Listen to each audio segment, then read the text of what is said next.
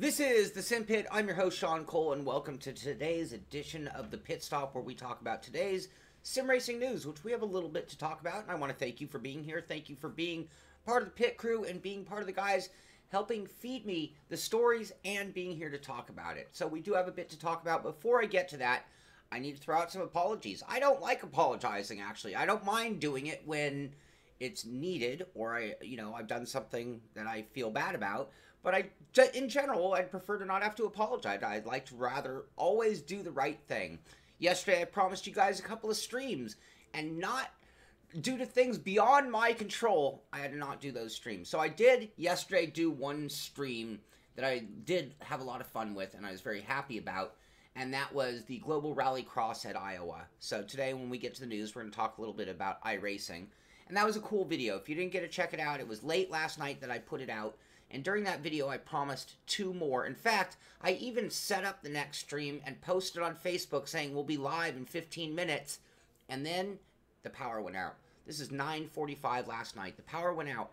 And it went out so bad and so severely in such a large area that not only did my house lose the power, but the cell service went out. I had no cell phone, no 4G, no internet, no cable, no power, nothing. I couldn't even call a friend to have them post on Facebook saying that I had a problem and wasn't going to be able to go live on the show.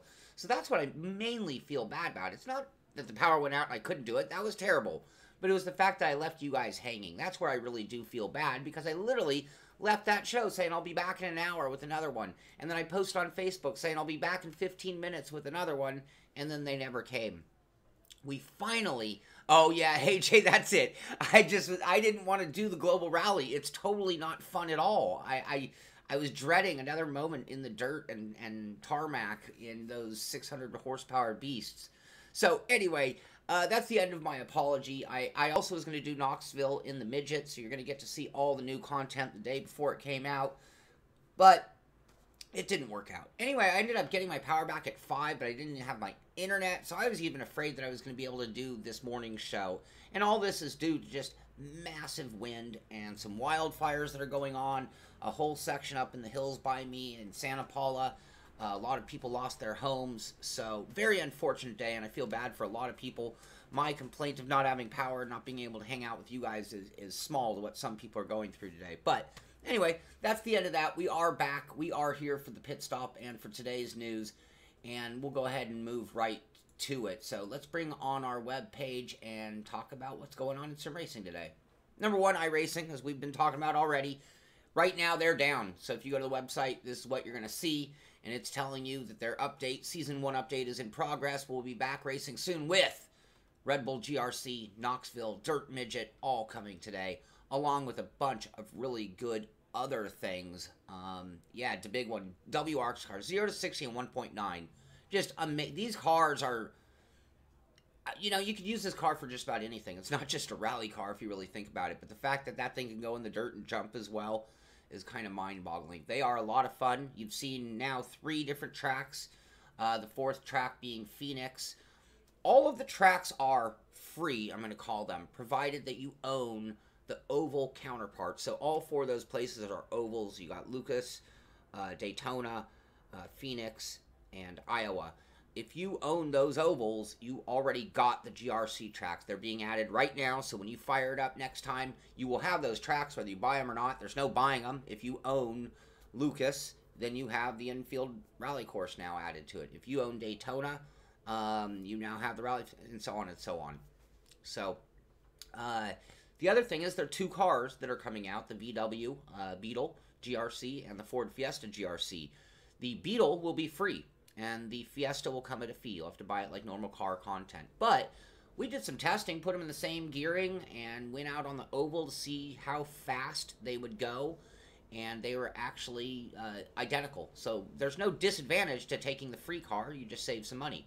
So see a few of you joining the show. Hello, guys. Welcome here. See some of our regulars, Tom, Stan, AJ. Welcome, Dan. Welcome, Billy, Tom, El Bucho in the house. Thank you for being here. Thank you for being part of the show, all of you guys. So other things going on in the news. And there is a, where do I have it? Somewhere I have the release notes. I seem to have lost them. But the release notes go beyond just those cars and tracks. There's a new tire model that's going to be on a selection of cars. This is, I believe, tire model 7. And this is probably one of those areas you get a lot of argument between the different factions or the different sim companies or the fans of them arguing all day long about tire models and things. Anyway, but that build is coming out today, and this is going to push iRacing to a new level. And, you know, iRacing, at one point, they marketed that iRacing 2.0. That was about the 3-year mark when they had made a lot of improvements. Now we're to the point where they need to call it, it's like they're almost to the point where you'd call it iRacing 3.0 or 4.0 even. And those who love iRacing will totally agree with me, and those who hate iRacing will certainly, you know, think I'm just blowing smoke. Anyway, that's the end of that. Moving on to Sector 3 Studios, guys behind Race Room. And so Volvo won the FIA WTCC Championship. And so what they're doing is a 50% discount on the Volvo cars at Race Room. And I'm mentioning this, and also Anderstorp and Mantorp are both free until next week. So that's one of the things they do, is they make some of their content available for you to try out, do a trial, a demo, and if you like it, you can then buy it, including a 50% discount on Volvo. And we were just talking about the WTCC, and this picture almost implies they're going to do a new version. And, you know, one thing I will say, just, you know, we had this conversation before we went live on the show, but WTCC, the touring cars of Europe, is one of the main staples of Race Room. So I would expect that if there are massive changes for next season, we'll probably see a new batch of WTCC cars. Excuse me, I got the hiccups coming. Next up, we've been talking about, I'm just going to stick with this probably all the way to Christmas just because I'm fascinated by the prices they're going, but the Fanatic Advent Calendar, you can get stuff from, geez, anywhere from 10 to 90% off. It's a blind bidding. So you just make a bid, what you'd be willing to pay. So today's item is the Forza Motorsport wheel, which is, you know, a really pricey item. If you're looking to make your club sport a combo between PC and the Xbox, this rim's going to take care of it. Anyway, who knows what tomorrow will bring from Fanatic, but we do have quite a few more days. If you're looking for some gear, that's a good way to get a deal. It's just we don't know what's available tomorrow. Today, we could get that rim. Next up, WRC7 has a contest going on until the 9th. So if you would like to win some stuff from the guys at WRC, you just go over, this is at WRC.com. So this is the actual site for them. And basically, you just enter by telling them your pick. A golden joystick, a radio-controlled Hyundai i20, or a real Hyundai i20. Sounds like they're doing this in affiliation with Hyundai. And, you know, all the flack I get for pronunciation, who knows? Am I even saying Hyundai? That's how we say it here in America. Is that how you say it? Next up, this is an interesting story, and I'll give credit where credit is due. This comes from Sim Racing Observer. The man actually sent this over to me. Thank you very much. And a few other stories that we're covering here today. Just yesterday, we were talking about stewards. We were talking about how are they going to supervise and watch over professional sports, professional esport as we get to that level. And right now, we're still down in that lower ranks where there's not a whole lot at stake for the most part. But when you look at the Visa Vegas, which did have some controversy in it, you look at that pass in the F1 2017, which obviously at least one person took offense to them. But iRacing's actually backing off on the live stewarding during the World Championship Grand Prix races. Now, historically, they have not had need for it. So most of this is happening because of the level of clean racing they're getting at that level in iRacing. But who knows? Who knows how that'll play? Who knows if this is the year they'll end up with massive controversy going on, and was this a big mistake? But interesting story, and I'd only bring it up because of what we were talking about yesterday. So that'll be Hyundai. That's pretty close to how I say it. My mom drives a Hyundai. No, I said Hyundai, not Hyundai. That sounds more correct. Moving on. Couple of deals. Don't get too excited. We have two, or get excited, but if you're looking for a Logitech G29 or a Thrustmaster T300, they're both on sale at Newegg. So right now we're at $254 for a G29. That's about as cheap as I've ever seen that wheel. and we're at $249 for a T300. So 2 good wheel options on sale right now, and we'll keep our eyes open for any deals out there that you might want to take advantage of. But, you know, my favorite part about Christmas, and this will show you a little bit about me, maybe you know a little bit more about me just by listening to what I'm about to say. At Christmas is when I like to take care of myself, and I'm not waiting on my girlfriend or my mom or my brother or somebody to buy me a gift. If I want something, I'm going to go out and get it. So anyway, that's what I do during Christmas. I usually do it the day after. Win a date with Tom Jones. We can talk about doing that. Who knows? Who knows? RGR, no, they are not. That's a crazy comment. Okay, this is a great story, and we were just talking about college sports sponsorships or scholarships and e-gaming, e-sport making its way into colleges and things like that. And now we're at the next level. Here we are just a couple days later, and we're at the point where we have to think, well, when is it going to be in the Olympics? And it's the gamers who are offended, thinking their sport would be ruined by being too professional and having extra rules, which I don't know if I agree with that being the reason it would ruin it, because rules are what keep things on a fair playing field. I don't know if you can over-regulate a game or a sport or a competition, but I don't know if this is the point where I'm like, okay, I have to draw the line on what is a sport versus what is not a sport, and as competitive as gaming is, depending on what they're talking about, is it a sport? Yes, precision. Yes, a certain amount of hand-eye coordination, and you could even go a leap further and call it coordination. But I don't think, I mean, there are a few sports in Olympics already that I kind of sit there and think, I don't know if that's the definition. Going back to the Greeks and the Olympics and the purpose of the Olympics, I don't know if that's how it would be. But obviously we're so far into the future from then, it's going to evolve. And gaming is competitive. Gaming is big. And gaming is getting professional. And it is professional.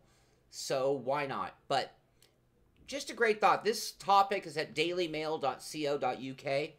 So you can check it out, read the whole article if you want. It's a good topic for thought or discussion. You know, if they are going to let gaming in, let's just say they were. Well, where do you start and where do you stop as far as what you bring in? Do you bring in every gaming genre out there because you allowed gaming? Or you bring in gaming and you only allow Call of Duty? Not to throw out a name, but then I think, okay, well, are they going to purposely exclude gaming sports? Like, is there going to be hockey in the Olympics on the PlayStation or a PlayStation or a Xbox One or on the PC? I mean, wouldn't you be offended if you were a real hockey player and somebody else is winning the gold for playing EA hockey? How dare they call me during a live stream? Anyway, so that is it. What did I point out about a week ago? Esport is kind of odd because sport is. I agree with you, Billy, completely. Well, and that, you know, we could go into a whole list of sports that are on the brink. And, like, you know, before I played golf, I would say golf isn't a sport. You just walk around in the park and swing a club. And then if you start playing golf, you're like, you know, there's more precision and skill and dexterity in this than many of the team sports I played growing up all my life. And you start to understand and see. Someone's saying road cycling. I'm an avid cyclist. I have to bitterly disagree with you on that one, but you're welcome to your opinion. I'm not going to tell you you're wrong. Your opinion is valid. But yeah, what sports belong? I mean, I watch curling, and I actually watch it because I think it's funny. So I'm entertained watching the people sweeping the ice, moving the stones, and I'm sure that if I got into it and played it, I'd be like, wow, there's a lot more skill and precision in it than yeah. And Mikhail brings up chess. By definition, there are certain aspects of chess. So again, this is a very tough line when just talking physical sports, physically doing something. And I mean that, I mean like using your hands and feet to move around, not using your hands and feet to operate controls. All right? And then that takes us to bobsledding. Well, what are you doing? You're using controls. But anyway, these are the kind of topics, whether you're talking professionalism, professional level esport, or whatever. We need a better name, I agree. But where do we draw the line? And does everything, just because it's popular, have to be included into the Olympics? And shoot, if we're going to include it in the Olympics, then why isn't half of the X Games there first?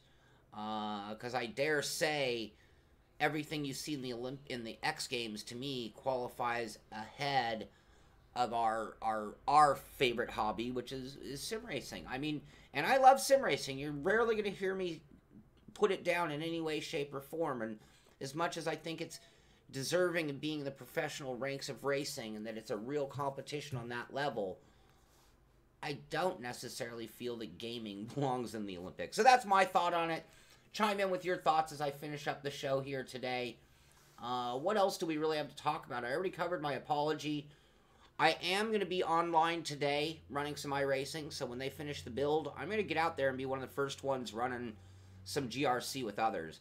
I've run it with others, with the guys at CXC. I've run it with others, with some of the guys at iRacing at the trade show I worked. I've yet to run it with you guys, with the general public, and see how it's really going to play out in iRacing. But I am really looking forward to this. I got to tell you, today's one of those days I am just super excited. I'm pumped up. I'm really looking forward to. I was going to change my rig out, but you know what? I'm not changing my equipment because right now I still want to use the handbrake and shifter the way I have it set up. I got it dialed in for Rallycross, and that's what I'm going to be doing most of today. So, that is it for today's show. I will do some streaming later of some of the Rallycross racing, let you guys see how it's playing out, do my best to encourage you to get in there and do it with us as well. I believe for week 13, the Rallycross is actually going to be sanctioned. So, it will actually... Here's the video that I was going to put up, by the way. This was the Phoenix. So there will be a separate licensing level for Rallycross, and they're going to be calling that Dirt Road versus Dirt Oval license for all the oval stuff they have going on in the dirt now. So you'll have your tarmac or asphalt or whatever you want to call a hard surface, pavement, road and oval, and then your dirt road and oval as well. So for week 13, the Rallycross, I believe, is going to be an official series, and you can start scoring points as soon as that build comes out. So that's what I will be doing, is trying to build up my Rallycross road dirt license during the next week.